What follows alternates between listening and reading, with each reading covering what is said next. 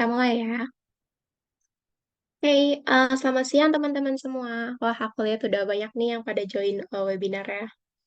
Jadi, pada siang hari ini kita akan mengadakan webinar bersama Pak Zulkifli dari Thought Leader PR. Selamat siang Pak Zulkifli. Siang, Mbak Audrey. Gimana kabarnya nih Mas? Baik, Alhamdulillah. Udah makan siang Mas? Sudah tadi. Bagus, bagus. Oke, tanpa lama lagi kita mulai kali ya Mas. Sudah mulai banyak nih yang join. Boleh, boleh, Mbak. Boleh. Oke, aku share screen ya. Sebentar. Oke.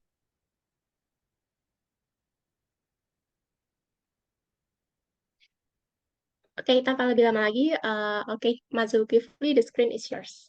Oke, terima kasih. Oke. Selamat siang, teman-teman semua. Salam kenal, saya Muhammad Zulkifli. Assalamualaikum warahmatullahi wabarakatuh. Eh, Terima kasih juga buat PR Times yang sudah mengundang saya untuk sharing ya di kesempatan pada siang hari ini. Kita akan membicarakan pada siang hari ini bertema tentang Public Relation for Humanity atau PR for Humanity, PR untuk kemanusiaan. Next ya, Mbak.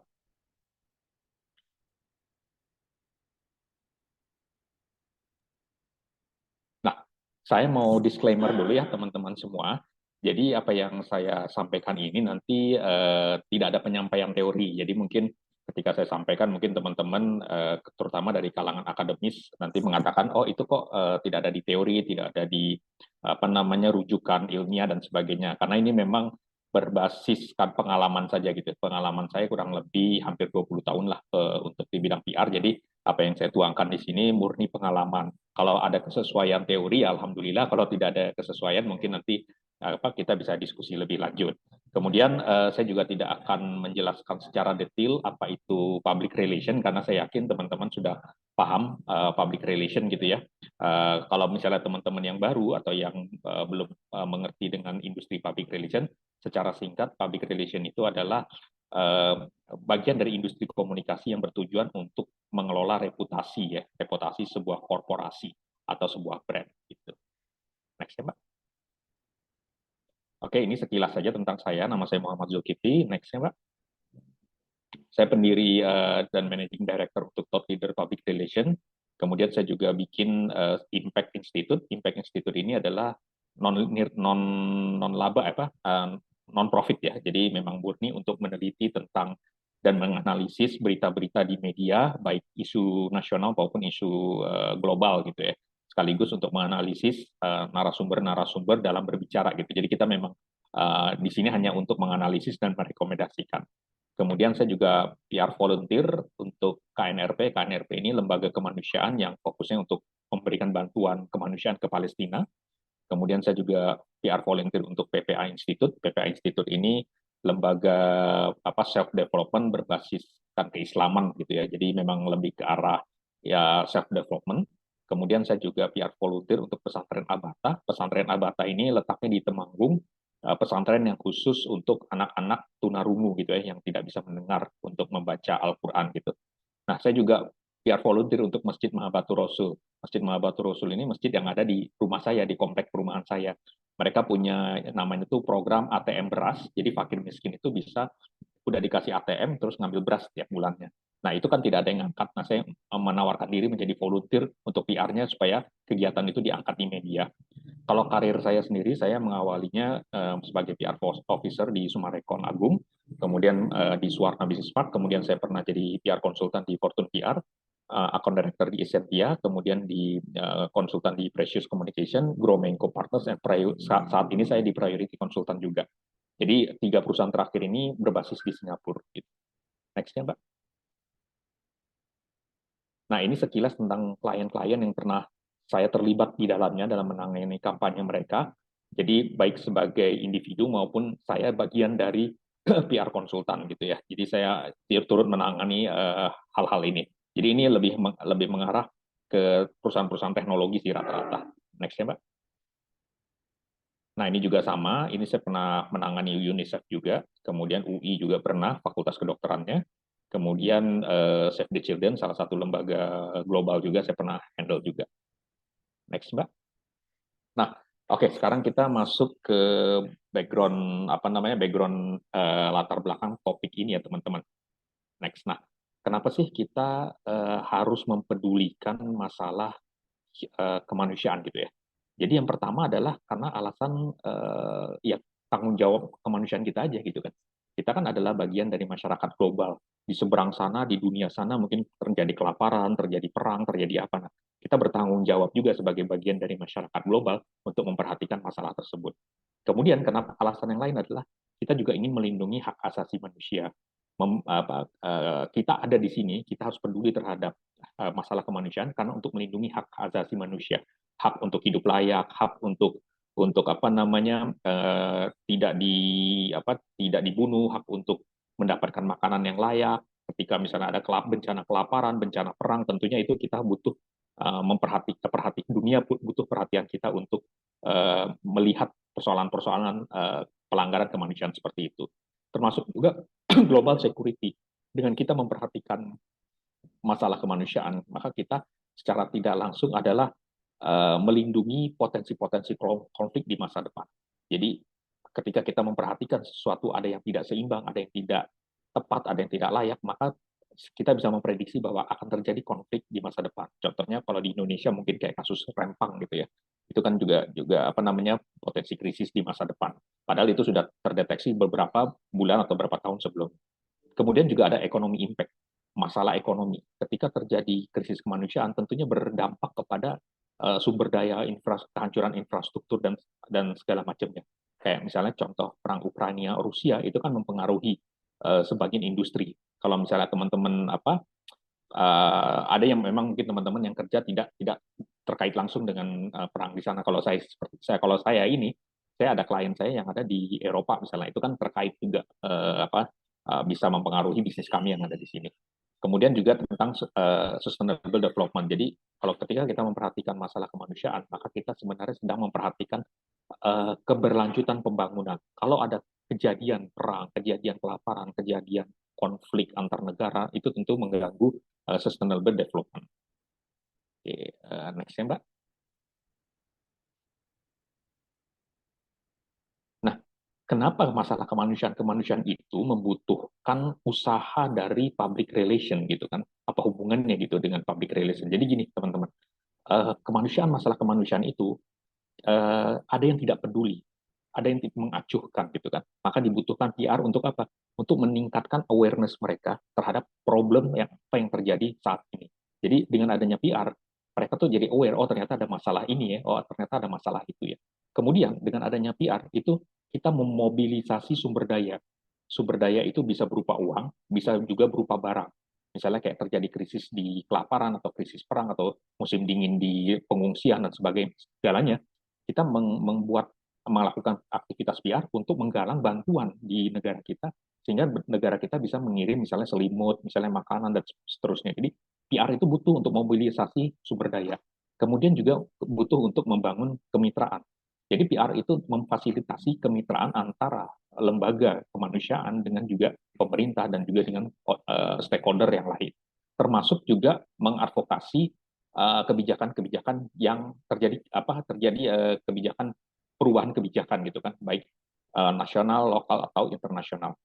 Jadi apa namanya kayak misalnya dulu ada Undang-Undang Cipta Kerja itu kan perubahan kebijakan gitu kan. Nah, ada perusahaan yang justru mengatakan itu mendukung Undang-Undang Cipta Kerja, tapi ada juga yang menolak. Nah, kalau misalnya kita PR-nya pemerintah, tentu kita harus mengadvokasi keputusan pemerintah tersebut. Termasuk juga mempertahankan hubungan engagement antara apa namanya isu tersebut dan menjamin bahwa isu tersebut benar-benar bisa kita pelihara sampai jangka panjang. Jadi itulah tugasnya PR untuk masalah-masalah yang terkaitan dengan kemanusiaan. Next ya Pak. Nah, jadi teman-teman, kita sebenarnya humanitarian crisis atau krisis kemanusiaan itu banyak ya.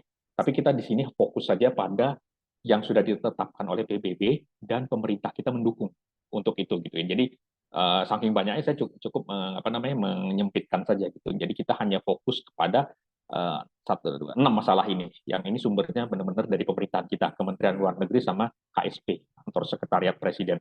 Pertama bencana alam. Ini kita nggak bicara bencana alam di Indonesia ya, tapi bencana alam di luar sana. Yang kemudian masalah Palestina gitu. Jadi masalah Palestina ini memang sudah lama, teman-teman. Bukan hanya masalah saat ini aja, tidak. Tapi sudah lama pemerintahan kita menaruh perhatian. Bahkan sejak zaman Presiden Soekarno. Sampai dengan zaman Pak Jokowi ini pun masih memperhatikan. Terlepas dari masalah yang sekarang lagi terjadi di Gaza gitu ya. Jadi masalah Palestina ini adalah masalah krisis kemanusiaan, di mana sudah ditetapkan sebagai PBB. Dunia harus harus melihat masalah ini, dan Indonesia turut memperhatikannya.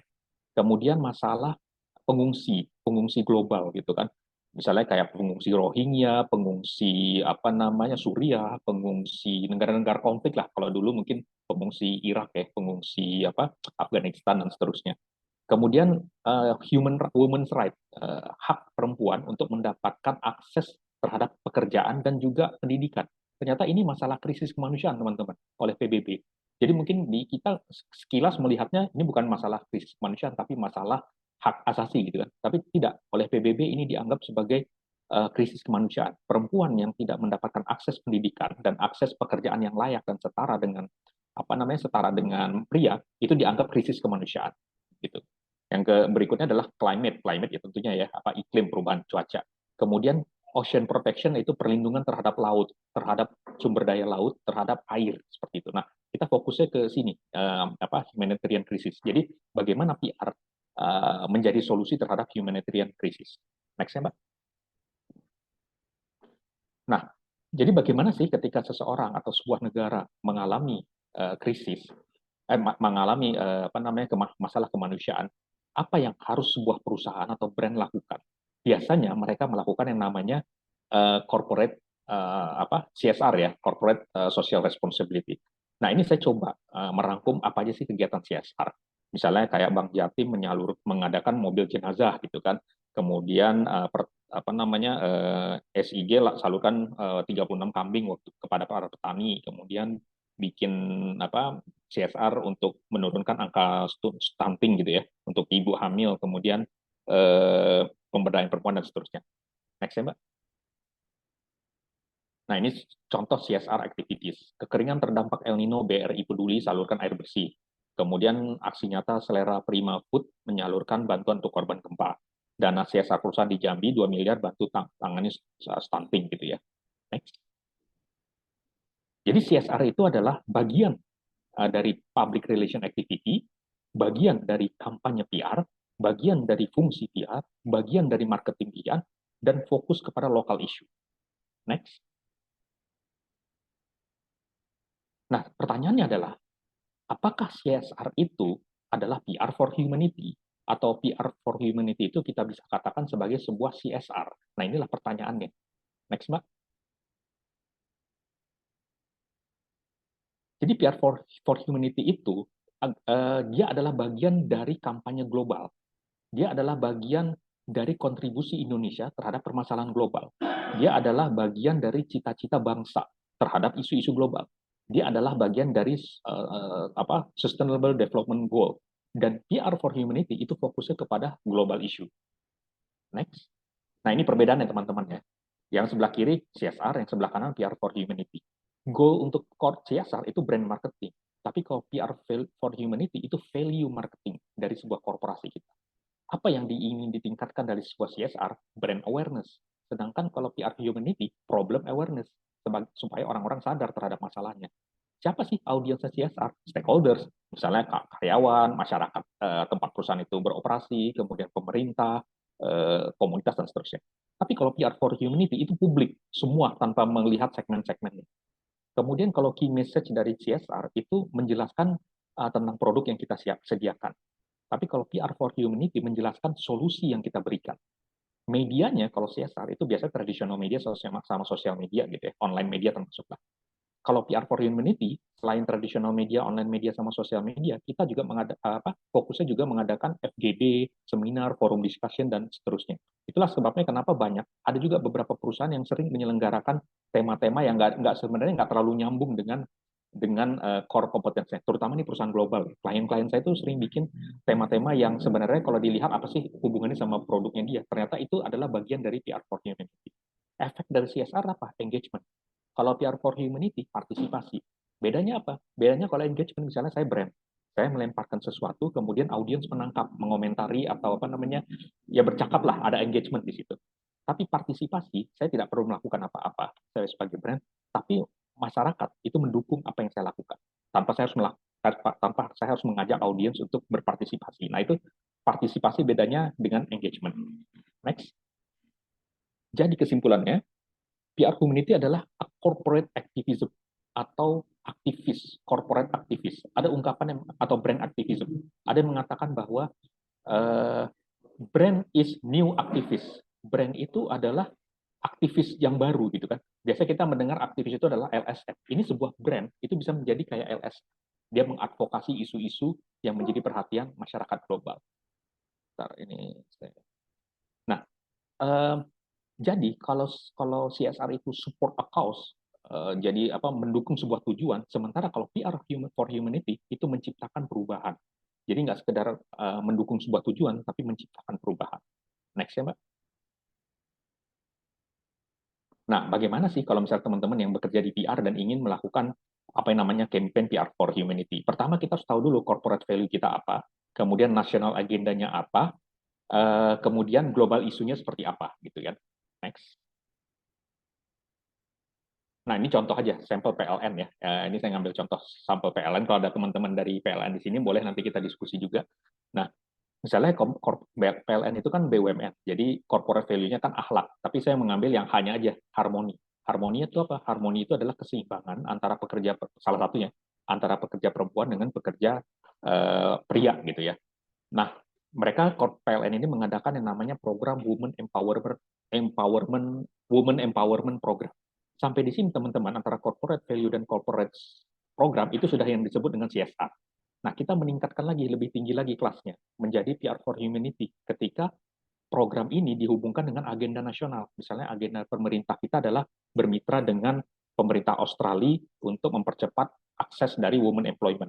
Nah, dari agenda pemerintah ini dihubungkan lagi dengan global issue, yaitu sekitar 2,5 miliar perempuan itu tidak diperlakukan secara adil terhadap kesempatan sebuah opportunity ekonomi lah gitu ya. Jadi pemerintah seluruh dunia, termasuk di Indonesia, butuh harus mempercepat akselerasi perempuan-perempuan di negaranya masing-masing untuk mendapatkan keadilan dan aksesibilitas bagi untuk perempuan, baik dari sisi kesempatan maupun dari sisi pembayaran gitu kan. Dan juga hak-haknya misalnya kayak hak cuti hamil, hak menstruasi, kemudian hak macam-macam lah ya kalau hak perempuan saya kurang paham. Nah, tapi disitulah ketika sebuah perusahaan itu tidak mengindahkan ini, kita hanya sampai pada CSR. Kita inginnya lebih ke PR for humanity. Next ya, Mbak. Nah, kita analisis ya teman-teman ya. Nah, ini beritanya nih tentang PLN tadi. Ini saya screenshot, kemudian saya ambil poinnya aja. Jadi program pemberdayaan perempuan dan electrifying agriculture PLN raih penghargaan CSR Award. Jadi Direktur Utama PLN Darmawan ini mengatakan bahwa PLN terus melakukan transformasi dengan mengutamakan peningkatan kesejahteraan bla bla bla. Kemudian termasuk berkontribusi terhadap SDG sesuai dengan capaian indikator bla bla bla terkait proses proporsi lapangan kerja informal berdasarkan sektor dan jenis kelamin bla bla bla gitu ya. Next ya, Mbak.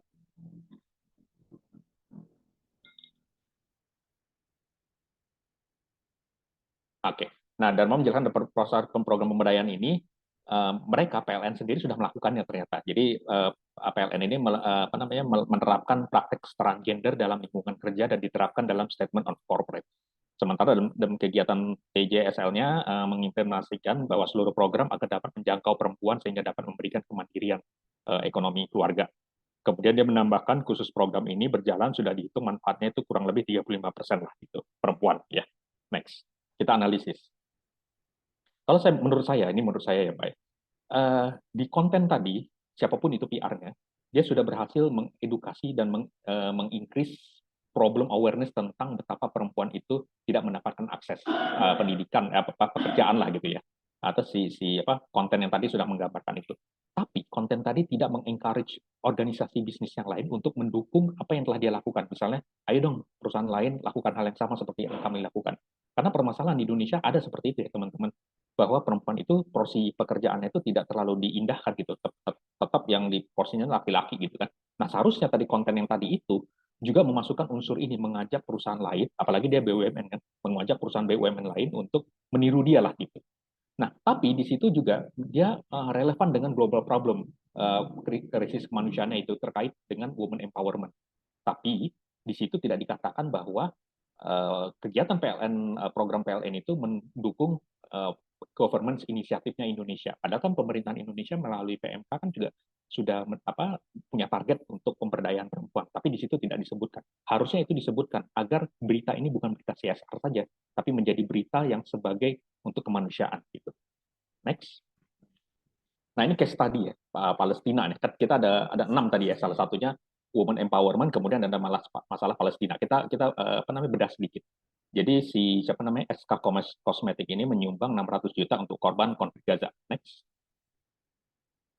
Nah kita lihat di sini ada apakah poin-poin tadi masuk ke dalam sana. Nah di sini poin isu globalnya masuk ya, masyarakat sipil Palestina. Kemudian poin mendukung program pemerintah itu juga masuk di alinea terakhir bahwa pemerintahan Indonesia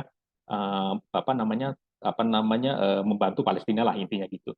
Tapi poin untuk mengajak perusahaan lain untuk ikut dalam menyumbang ini tidak ada. Kemudian juga tidak ada juga edukasi awareness tentang krisis kemanusiaan ini.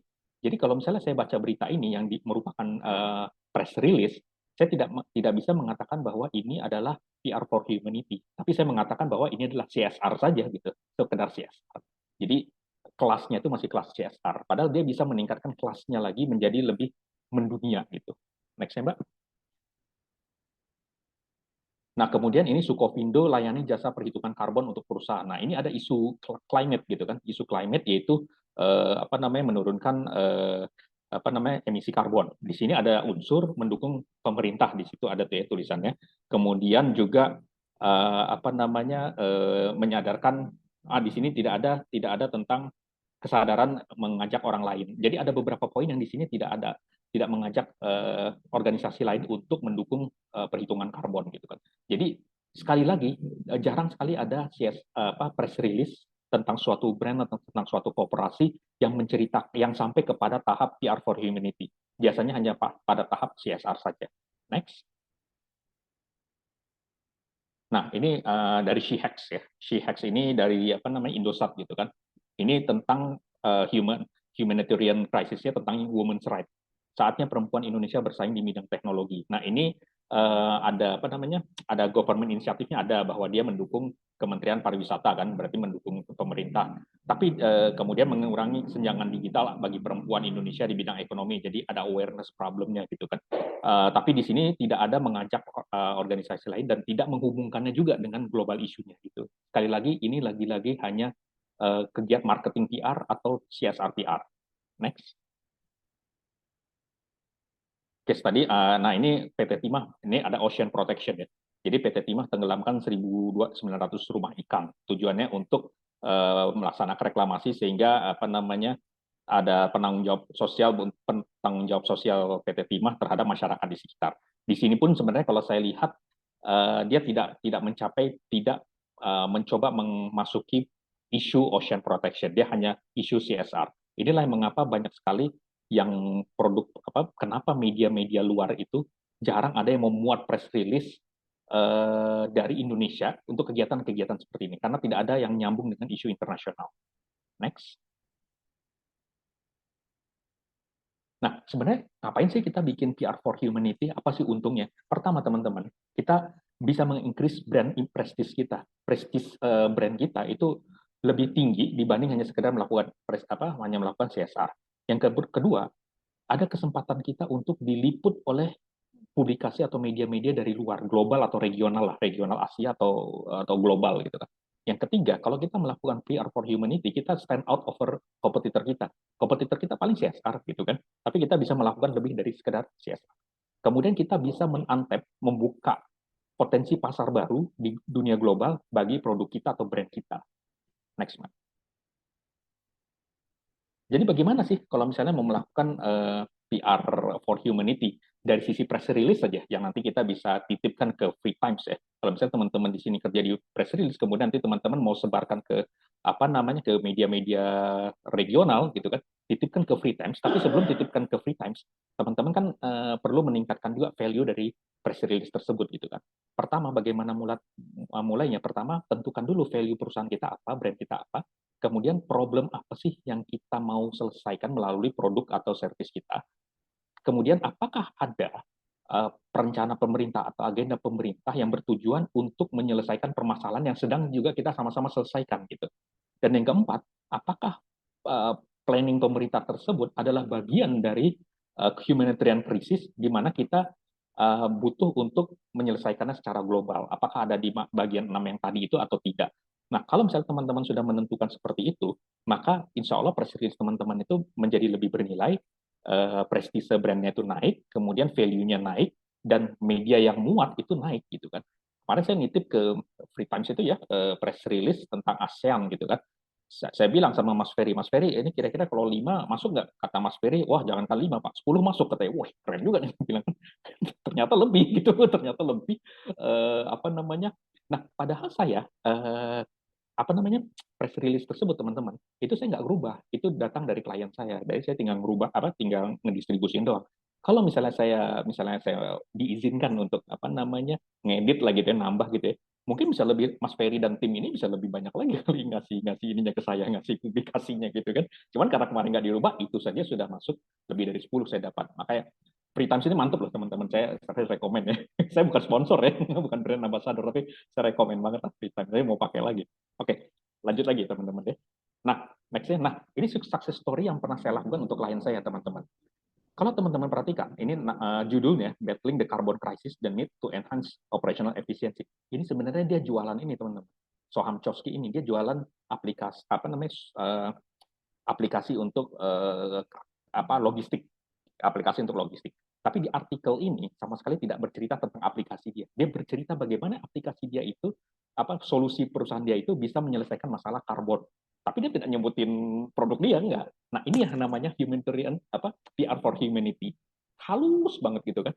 Geng apa namanya prestise dia tidak berjualan barang tapi jualan solusi. Nah, ini pernah dimuat di Jakarta Post teman-teman, dan ini dimuat juga di media Filipina. Itulah kalau kita misalnya menggunakan artikel press release yang memiliki PR humanity, unsur humanity-nya, maka jangankan media nasional ya, media kita, media luar pun muat gitu kan. Ini kayak ini Business World itu muat itu apa namanya di media mereka gitu. Next ya Mbak. Nah, nah ini teman-teman, ini sama nih sebuah aplikasi sosial commerce buatan kita, buatan lokal, buatan orang Indonesia gitu kan. Masuk ke Forbes teman-teman. Di sini saya tidak, ini kan saya yang ngedraft ya. Ini saya tidak bikin tentang bahwa pakailah aplikasi ini maka ibu-ibu rumah tangga yang apa namanya yang tidak punya pekerjaan bisa dapat omset dari penghasilan dari sini segala macam, tidak. Saya bicara tentang women empowerment di rural area, pemberdayaan wanita di pedesaan gitu kan. Akhirnya dimuat nih di Forbes gitu. Jadi hal-hal seperti ini yang perlu kita ini teman-teman, yang perlu kita masukkan unsur yang di sana. Next ya Mas, next ya Mbak. Nah, Jakarta Post ini kan, Unlocking the Value of Supply Chain Process, ini saya lupa nyantumin namanya. Ini yang bikin adalah dari perusahaan software industri. Dia berjualan tentang teknologi industri gitu kan. Tapi di sini dia tidak sama sekali tidak bicara tentang produknya. Dia berbicara tentang bagaimana supply chain melalui AI, kecerdasan buatan, itu bisa mengurangi apa namanya cost production dan pada akhirnya bisa mengurangi carbon emission. Itu jadi dari mulai produknya dia, kemudian dari solusinya dia, bagaimana itu bisa menjadi solusi dari permasalahan global, permasalahan kemanusiaan seperti itu. Oke, next ya Mbak. Ya, oke sampai di situ teman-teman, pas ya 30 menit. Silakan saya kembalikan ke Mbak Audrey. Itu ada nomor WhatsApp saya kalau misalnya teman-teman mau apa, mau diskusi, kemudian ada IG saya dan juga ada LinkedIn saya. Mangga Mbak Audrey, saya kembalikan. Baik, terima kasih banyak ya Mas Zulkifli. Sangat bermanfaat sekali nih kalau kata anak Gen Z tuh sangat mendaging materinya ya. Jadi siang hari ini aku jadi tahu nih perbedaan CSR sama PR for Humanity. Terus aku juga tahu kira-kira apa sih yang aku harus lakuin kalau misalkan aku mau menetapkan kedua itu.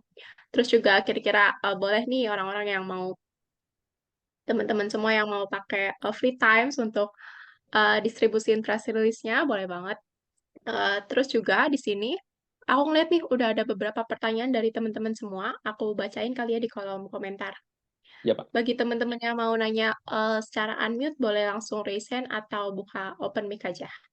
Oke, pertanyaan pertama. Kalau saya punya startup di bidang fashion, baiknya apa yang harus saya lakukan untuk kegiatan CSR dan PR for Humanity? Oke, fashion itu menarik, Mbak. Saya punya klien juga dari apa namanya fashion juga, Mbak. Dia jualan apa di Bandung ya. Dia jualan baju cowok gitu kan. Nah, produknya sebenarnya biasa aja sih. Sebenarnya maksudnya standar lah ya, standar fashion. Tapi dia melakukan apa yang dia lakukan? Dia memberdayakan ibu-ibu di rumah di pabrik apa fashionnya dia itu di Bandung itu. Ibu-ibu itu ada ibu-ibu rumah tangga, ada ibu-ibu PNS, bahkan ketua RT-nya pun adalah buruh di pabrik bajunya tersebut. Nah, di sini yang saya ketika saya membuat press release tentang klien saya ini, yang saya angkat produknya itu hanya sekitar 30%, itu pun di bawah paragraf terakhir lah gitu ya. Yang saya angkat adalah tentang bagaimana dia memberdayakan perempuan yang di sana itu rata-rata lulusan SMA. Nah, itu kemudian saya hubungkan dengan SDG itu kan, Social Development Goals itu, bahwa dia ini apa namanya walaupun UKM lokal tapi cita rasa global gitu. Sehingga dimuatlah di Kompas, di macam-macam gitu kan. Nah, jadi teman-teman ini kalau teman yang tadi nanya tentang fashion banyak sekali. Misalnya dari sisi bahannya gitu kan, apakah bahannya itu memang bahan yang ramah lingkungan, kemudian apakah bahannya itu apakah buruhnya itu mempekerjakan rata-rata ibu-ibu rumah tangga, apakah banyak banyaklah teman apa nanti mbaknya bisa melihat dari yang 6 tadi itu poin apa yang kira-kira masuk, tapi jangan lupa hubungkan juga dengan agenda nasional pemerintah supaya lebih kuat. Biasanya saya selalu mencantumkan itu agenda nasional pemerintah yang saya hubungkan dengan produknya gitu. Baik, jadi kita perlu riset dulu ya, Mas, Betul, sebelum ngebuat ininya CSR sama PR for Humanity-nya. betul, Mbak. Oke, kita lanjut ke pertanyaan kedua nih, Mas. Ada yang bertanya, kapan perusahaan harus menggunakan CSR? Dan apakah bisa CSR kami sejalan dengan humanity?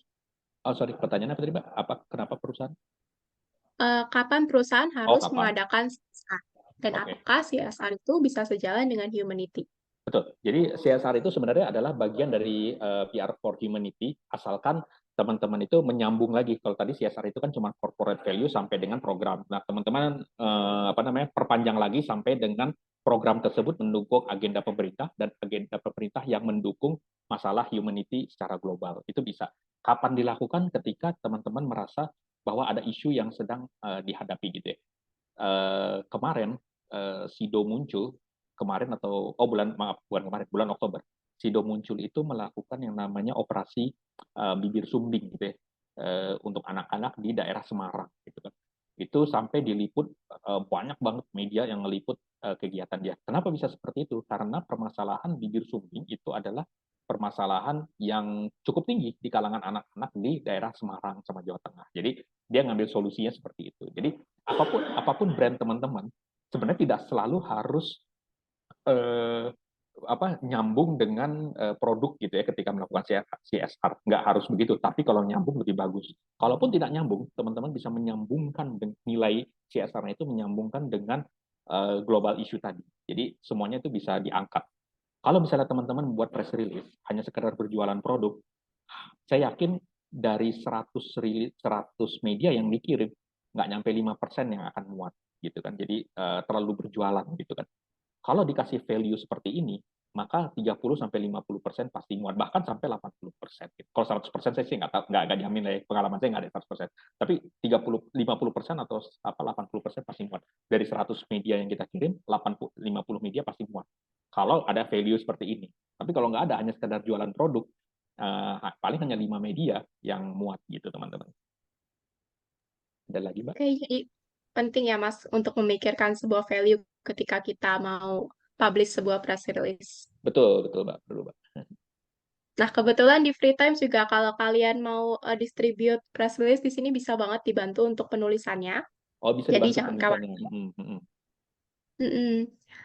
Oke, kita move ke pertanyaan selanjutnya. Itu ada dari mahasiswa PR.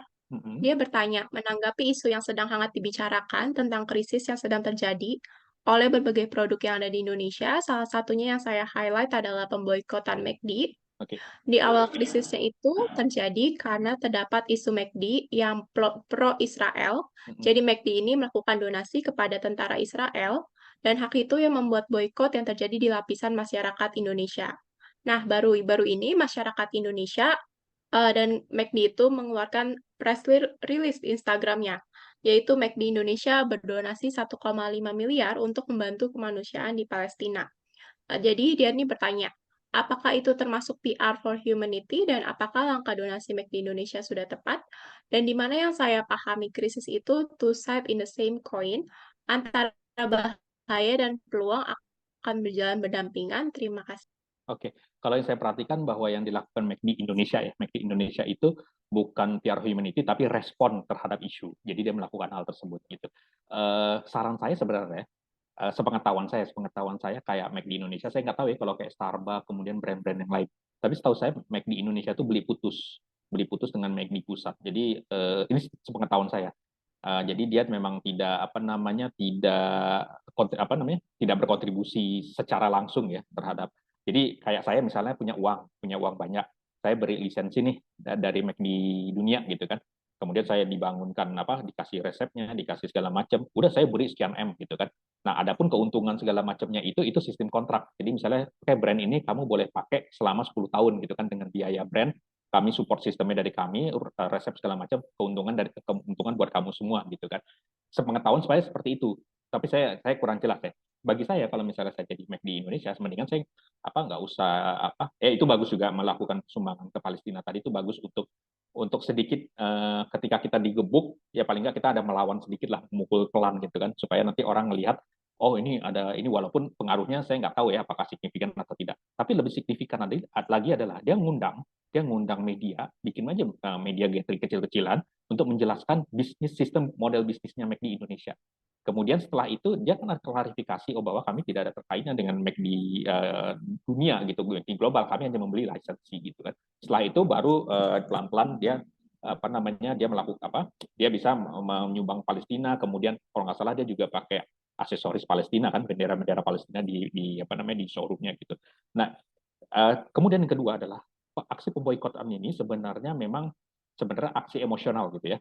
Bisa jangka pendek, bisa jangka panjang. Kita mungkin ingat tentang waktu dulu peristiwa 212 ada pemboikotan untuk roti Sari Roti gitu ya. Nah, itu kan turun tuh sahamnya. Memang turun sahamnya Sari Roti itu PT apa sih namanya itu turun, tapi sekarang udah normal lagi karena itu kemarahan masyarakat Indonesia itu kan kemarahan, tapi kemarahan itu bukanlah bersifat jangka panjang, dia akan jangka pendek. Nah, saya nggak tahu kalau perang Gaza ini berlangsung lama, kemungkinan aksi pemboikotan ini juga lama. Tapi misalnya cepat nih selesai, itu juga berapa bulan kemudian nanti akan normal lagi McD Indonesia. Jadi kalau saran saya untuk mengantisipasi perang ini lama, dia perlu mengundang media dan mengklarifikasi model bisnisnya kepada media, terutama media ekonomi. Nah, nanti dari situ dia mengamplifikasi konten berkaitan bahwa McD Indonesia nggak ada hubungannya sama McD global, seperti itu, Mbak. Baik, mungkin sebelum kita menutupi sesi Q&A, pertanyaan terakhir kali ya, Mas. Boleh. Oke. Nah, jadi pertanyaannya itu bagaimana kita mencari tahu isu yang sedang berlangsung, solusinya menggunakan PR for Humanity, dan apakah ada tips and trick untuk mengetahuinya? Oke, kalau saya membiasakan membaca media-media luar, pertama kalau misalnya yang media apa ya, media yang berbahasa Indonesia tapi memuat berita global itu kayak CNBC Indonesia itu saya baca tuh hampir tiap hari itu saya baca. Kemudian kalau yang luar-luar kayak misalnya CNN, kemudian BBC, kemudian Al Jazeera bahkan kalau misalnya ngerti bahasa Arab atau kalau misalnya nggak mau terlalu global misalnya lokal kayak Straits Times kemudian ada bernama itu kita bisa tahu akhirnya isu-isu lokal yang tidak pernah diangkat atau tidak diangkat oleh media kasih kita. Nah, ketika kita sudah mengetahui isu tersebut, kita lihat misalnya ada kelaparan di Sudan, ada kasus misalnya penembakan di mahasiswa di Florida Amerika misalnya kan psikopat misalnya gitu kan itu kita bisa hubungkan psikopat itu apa sih psikopat itu adalah penyakit jiwa itu disebabkan oleh apa sih oleh salah satu sebabnya adalah faktor keluarga itu kenapa sih bisa seperti ini karena seorang ayahnya tidak memperhatikan. Nah, kita bisa campaign ayo jadi ayah satu hari saja gitu kan misalnya karena ayahnya sibuk dia tidak memperhatikan anaknya kemudian anaknya jadi bandel dan seterusnya. Nah, hal-hal seperti itu sebenarnya kita ambil intisarinya aja dan kita hubungkan saja dengan brandnya gitu. Itu memang perlu latihan tapi nggak susah kok teman-teman, nggak terlalu susah juga gitu. Baik. Nah, ternyata masih ada nih pertanyaan dari teman-teman sekalian. Gimana nih Mas enaknya? Boleh, Kita boleh. jawab satu pertanyaan lagi. Oke, Boleh, boleh. satu pertanyaan lagi ya terakhir Ah, ya Mas. mangga, mangga. Oke, jadi ada yang bertanya, bagaimana sebuah NGO dapat menjaga transparansi dan akuntabilitas dalam kampanye PR for Humanity? Oke, kalau NGO menjaga transparansi, saya pikir itu cara gampangnya adalah dengan mengirimkan newsletter atau majalah bulanan atau email rutin ke donaturnya. Saya kan dulu pernah juga nyumbang ke beberapa NGO lah ya. Itu saya rutin tuh Mbak, dapetin majalahnya gitu kan, tiap bulan dikirim. Saya buka, saya juga sebenarnya nggak perhatiin banget ya apa laporan keuangan, saya cuek-cuek aja gitu kan. Tapi itu menunjukkan bahwa dia bertanggung jawab gitu. Nah, seharusnya itu aja cara mudahnya. Nggak perlu kita berkoar-koar apa namanya, oh bahwa kami terpercaya, nggak perlu gitu gitu kan. Nah, dan berkaitan dengan NGO, mungkin kita ingat bahwa ada kasus setahun yang lalu atau 2 tahun yang lalu tentang ACT mungkin ya, Pak ya, aksi cepat tanggap yang apa namanya bermasalah lah. Dia tidak transparan, kemudian dia akhirnya mengambil dana dan seterusnya. Nah, tadi seperti saya sempat sebutkan, saya adalah PR volunteer untuk KNRP kan. Pada saat itu KNRP itu tuh terganggu, Pak. Jadi orang-orang nggak percaya tuh sama KNRP karena kasusnya ACT ini, gitu kan. Dianggapnya semua LSM kemanusiaan itu bermasalah, gitu kan. Kayak kayak si ACT ini. Jadi saya membantu dari sisi bagaimana supaya mereka ini percaya kembali, gitu kan. Akhirnya kita buat kampanye bahwa si KNRP menyalurkan selimut di musim dingin untuk anak-anak di tepi barat Palestina. Dia kan memang fokusnya Palestina kan. Kemudian bagaimana membantu apa namanya KNRP mengirimkan bantuan untuk korban pemboman di Jenin, penembakan di Jenin dan seterusnya. Lama-lama meningkat lagi tuh si donasinya, terpercaya lagi. Jadi kadang-kadang berita itu memang harus kita feeding. Istilahnya kita bilang tuh news feeding. Kita kasih media itu berita kita mau dimuat mau enggak terserah. Itu lama-lama nanti akan dimuat itu untuk menanamkan jejak digital sehingga trust itu akan kembali naik lagi gitu, Pak. Baik, jadi begitu ya. Jadi makasih banyak nih buat Mas Zulkifli. Karena kalau misalkan teman-teman ada pertanyaan yang ingin ditanyakan ke Mas Zulkifli, boleh banget untuk mengisi form link absensi yang sudah kami kirim di link chat. Jadi di situ kita juga akan membagikan sertifikat untuk kepada teman-teman semua. Dan jika masih ada yang ingin memiliki pertanyaan atau sekadar ingin eh, terhubung nih sama Pak Zulkifli, boleh banget isi formnya. Tuh. Oke, sebelum berakhirnya sesi webinar pada sore hari ini, gimana kalau kita on cam sebentar untuk sesi dokumentasi bareng Pak Zulkifli nih? Oke, foto bareng.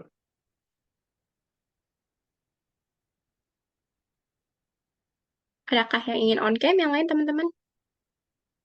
Oh ya, di sini aku udah ngeliat Kak Aryo, Kak Alexander. Ada sahabat saya juga tuh Pak Fuad di situ, Pak Fuadi. Ah, itu dia. Oke, udah lumayan banyak nih yang on cam. Oke, aku screenshot ya. Sebelum aku screenshot, aku kasih tanda dulu kali ya. Satu, dua, tiga. Oke, sekali lagi kali ya. Mau gaya apa nih teman-teman semua? Gaya Gaya bercanda. jempol aja. Oke, boleh, boleh, boleh. Jempol. Oke, satu, dua, tiga. Oke, terima kasih teman-teman semua yang udah pada join siang hari ini. Terima kasih Dan teman-teman. terima kasih juga untuk Pak Zulkifli sudah menyempatkan waktunya nih untuk berbagi materi yang sangat menarik pada siang hari ini gitu kan. Sama-sama Mbak Oke, Audrey, teman-teman Mas semua, Ferry, karena sesi Kak Feby. webinar ini sudah berakhir, teman-teman semua boleh leave Zoom meetingnya ya, teman-teman. Makasih. Terima kasih.